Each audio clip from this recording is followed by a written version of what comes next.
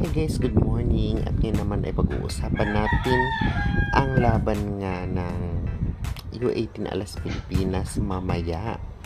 At syempre itong schedule. Ang kalaban nga nila sa quarterfinals ang Chinese Taipei na talaga namang napakalakas din. Kaya rin nila para mag-advance sila sa semifinals.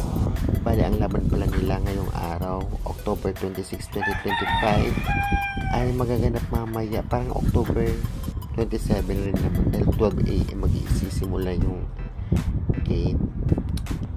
Grabe yung oras mamaya pong gabi, mga madaling araw, 12 AM. And nakita naman natin na kaya lang makipagsabayan sa mga lakas na team kagaya ng South Korea, China, at Hong Kong na natalo ng U18 Alas Pilipinas. Kaya hindi naman imposibleng matalo nila ang Chinese Taipei na parang kayang-kaya naman nila. Bale, kailangan lang iwas error, syempre gumana yung mga wing spikers at galingan ng setter, especially si Rose na talagang napakalakas talaga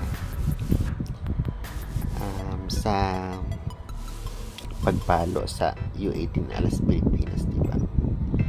And kung supportan na lang po natin kahit medyo madaling araw na, support lang, and then sana manalo. And doon naman sa mismong sa Bahrain, talagang maraming Pinoy naman talagang sumusuporta every game ng U18 Alas, yung mga kapwa nila atleta, at syempre yung family sumusuporta. Grabe din, parang sa Pilipinas lang ginaganap yung laban kasi sa sobrang dami supporters ng U18 Alas Pilipinas. Kaya sana manalo sila sa Chinese Taipei. Medyo malakas din daw ang Chinese Taipei, pero alam naman natin at magtiwala lang tayo doon sa Alas Pilipinas na kayang-kaya nila yan, diba? At syempre i-pray natin. May live po sa YouTube, sa mismong YouTube channel nung yung third Youth Games 2025 sa Bahrain. Nag-live sila, maraming klaseng live.